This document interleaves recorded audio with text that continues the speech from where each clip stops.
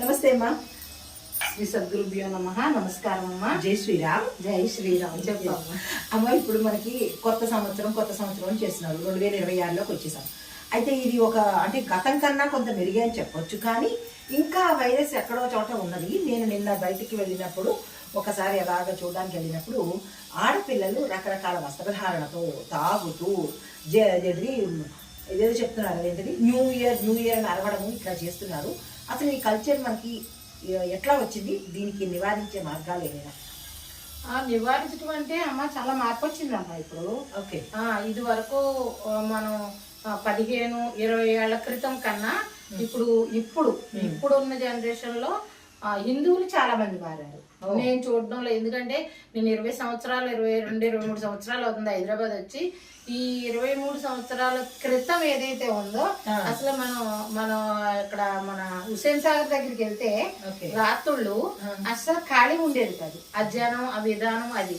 ఇప్పుడు ఈ 5 ఏళ్ళు అంటే ఇప్పుడు మనకి ఏదైతే కరోనా వచ్చిందో, కరోనా వచ్చిన తర్వాత హిందువుల్లో చైతన్యం వచ్చింది. ఈ న్యూ ఇయర్ తక్కువ అంత మొన్న 25 కంటే 24, తర్వాత 20, 21, 22, 23, 24 తగ్గుకుంటూ వస్తుంది. ఈ సంవత్సరం మీరు చెప్పారు కదా రాత్రి జనం ఎలా ఉన్నారు? పెద్ద లేదు కదా, లేదు, చాలా తక్కువగానే ఉన్నారు. కొంత చాలా కొంత కదండి. చాలా నాకు తెలిసి 50% మార్పు వచ్చిందండి. నేను చూస్తున్నాను కదా ఇప్పుడు జనాన్ని అప్పటికి ఇప్పటికే.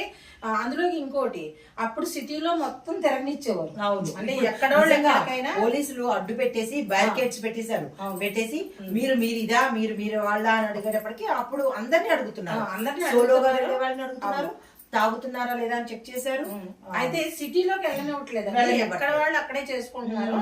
అది కొంచెం రోడ్ల మీద కూడా తగ్గింది, చాలా తగ్గింది. ఎందుకంటే ఇంకా మార్పు రావాలి. మార్పు వస్తే మనం ఇప్పుడు సనాతన ధర్మాన్ని కాపాడుకోవడానికి ఎవరు ఏం చెప్పినా మన హిందువులు బాగుండాలి, మన సాంప్రదాయాలని కాపాడుకోవాలనే ఉద్దేశంతో చెప్తున్నారు. కాబట్టి మార్పు వచ్చిందండి. ఇంకా మార్పు రావాలని మనం కోరుకుందాం. నమస్కారం.